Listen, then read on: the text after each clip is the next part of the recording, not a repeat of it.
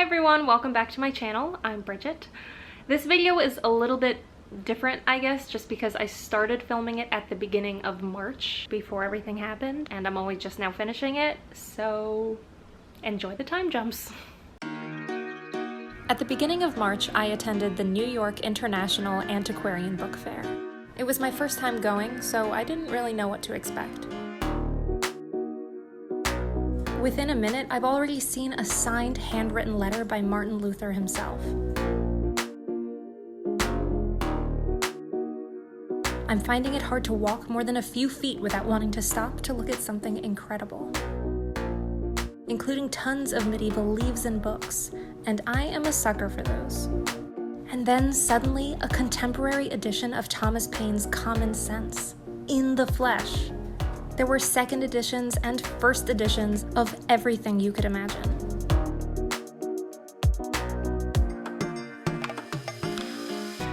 And letters. So many handwritten letters and signatures.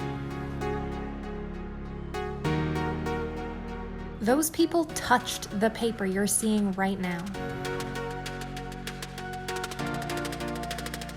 Keep in mind that these things are all for sale. If you can afford it, you can own it.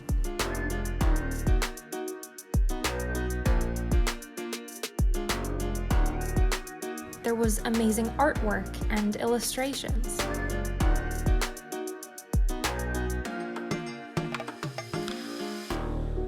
There was so much to take in.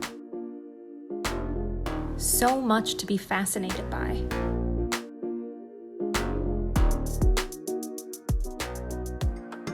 And then I decided to buy something.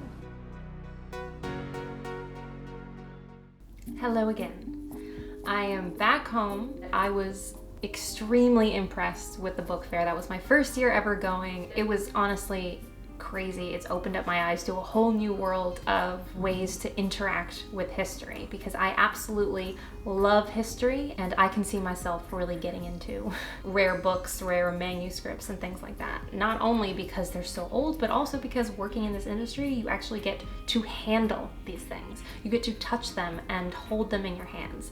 And that is something that it's really hard to put into words. The way that I feel when I touch something that someone from hundreds of years ago touched, but it's this crazy connection that you share with someone who lived in a world that is so insanely different. It's like an out-of-body experience for me. I remember one time at Cornell, which is where I went to school, we went to the library there and we were able to take out this pamphlet that was around during the French Revolution.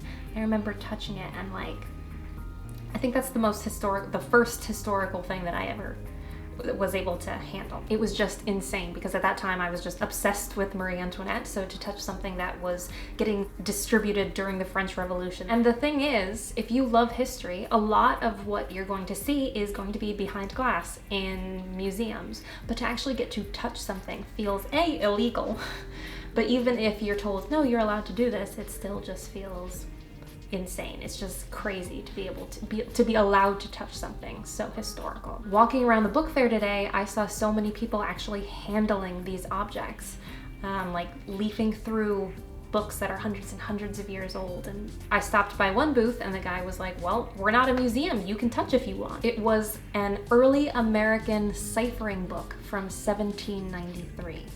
Okay, 1793. This was all handwritten. And I was allowed to touch it. I could touch where the ink had dried. I could touch the pages. And in that moment, I was sharing this connection with some child in 1793.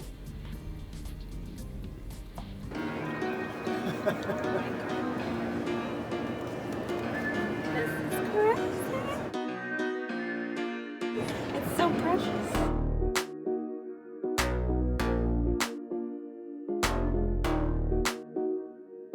It's crazy that this is even allowed. Anyway, I decided to buy something. A lot of the price tags that I saw were many thousands of dollars. We even saw something that was in the million something range. So obviously that's out of my price range, but I decided to buy, it was actually one of the first things I saw when walking into the fair.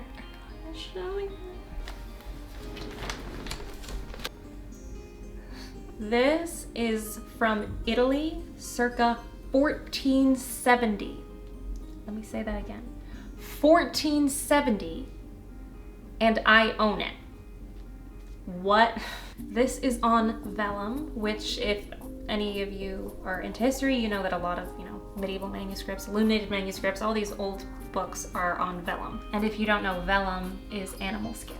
So not only is this on vellum, which I never in my life thought I would own, but this was all done by hand. Meaning that I am now connected to someone circa 1470 in Italy who sat there and wrote all of this. And now I'm holding it in I can't, it's in, what? Like, I cannot believe that I own this. So like I said, usually when you see things like this looks like something straight out of a museum. And when it's in a museum, you can't touch. You also can't buy in most cases.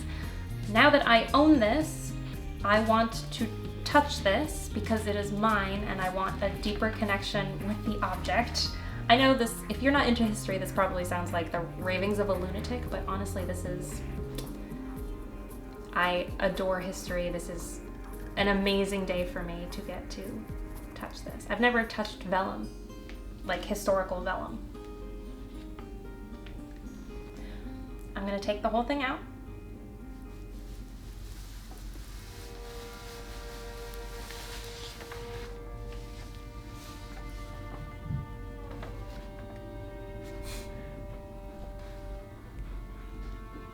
I can't include this.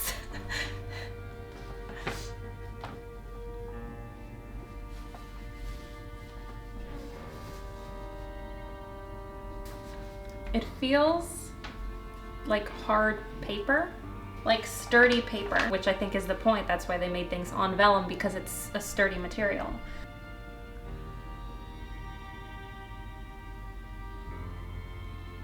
It's just crazy because like all these little spirals and stuff were made by someone just sitting there and like going like this, and then it just stayed throughout time, and now it's the year 2020. Here I am, just little old Bridget, just getting to look at it and hold it in my hands and share this strange connection, like I said, with the person who made this. Like, what was their life? What were they thinking about when they were doing this? Were they happy? Were they handsome? This is in Latin. I don't know Latin, but I am going to try to figure out what it says. And as you can see, there is a melody along with it. So I'm gonna try to figure that out too. The backside, I call it the backside because it's a little bit more faded. So when I frame this, which I will have this side forward, right? This has been a very, very, very special day, and I will definitely be back next year. Just walking around and seeing what's on display is worth the price of admission, I think. Really, it is mind-blowing. There is something for everyone. I really recommend it. This has been amazing, and somehow I own this. If I manage to translate this and get a melody, I will put it here. Hello again. It's a few days later and I decided to pop back on here because I remembered that my friend Pete, shout out Pete, studied Latin. So I decided to send him a picture of my medieval document and see if he could help me figure out what it says. So step one was actually trying to read it at all because the letters are, look like that. But luckily he was able to read it, and he says that it says, Si Dominus Deus Si Dominus Deus meus fuerit mecum in via ista, qua ego ambulo et custodierit me, et dederet mihi panem ad addendum. Guys, I just spoke Latin. So Pete translates it to, if my master God were to have been with me on that road on which I am walking, and if my master God were to have guarded me, and if my master God were to have given bread to me. It looks like he's not 100% sure. He says he may be mistranslating the subjunctive verb. Frickin' subjunctive, am I right? So if anyone out there watching this happens to know Latin, let me know. But it's pretty cool that now we know a little bit more about my document.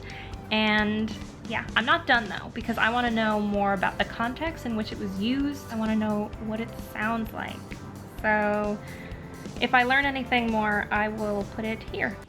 Today is, I don't actually know what today is, but I decided to film today because my mom just sent me a link that looks like exactly what I wanted to know about these sorts of medieval chants. So I'm going to take a look at that now and see what we can learn from it. So this article is called, "Can we learn anything from a single manuscript leaf?" I sure hope so. This looks exactly like my page. Okay, so this is saying that the leaf featured in this episode once belonged to a medieval music manuscript known as a gradual. These important books like antiphonals and missals hold collections of chants performed during the multiple religious services of the Catholic Church that took place within a single day and throughout the liturgical year. This also says that graduals differ from antiphonals and missals because they contain chants that are performed by a choir only and only during Mass. Antiphonals contain collections of chants sung during the divine offices, not Mass. And that is what I have. So my page came from an antiphonal, which it says in the description that came with it. Now we know that my chant would have been sung during divine offices. And they were held on a lectern or a podium so that the choir could sing them. Okay, so this just confirmed something that I had been wondering about and had sort of assumed, but this confirmed it. The reason the page is so big is because it was meant for sharing. So this would be put on a podium and the whole choir would be able to see and sing from it. So that answers one question I had. And the shape of these clefs tell me that it is somewhere in the 15th century. So the shapes of the notes, the fact that they're square and some diamond and black and filled in, and the way they're spaced, puts it in 15th century. Which I already knew that, but it's just nice to watch historians talk about it. It feels validating.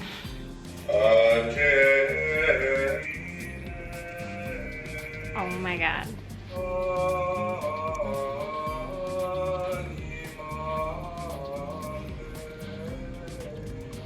Guys, I think I'm in love.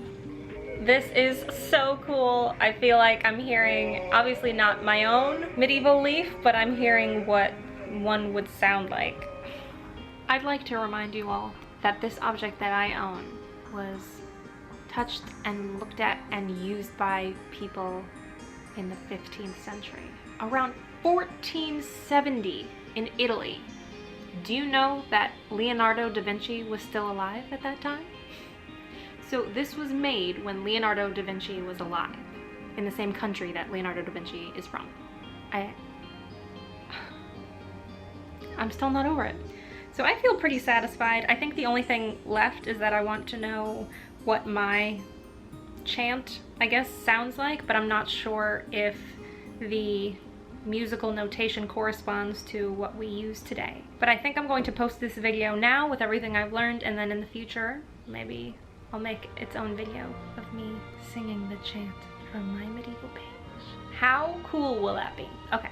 Huge thank you to the University of Iowa for having this website and that information. I'm actually going to put it in the description if anyone wants to see. Thank you all for watching. I hope you enjoyed this video as much as I enjoyed making it. Please don't forget to hit subscribe, give it a thumbs up, whatever you want to do. Follow me on Instagram, etc., etc. And I will see you in my next video.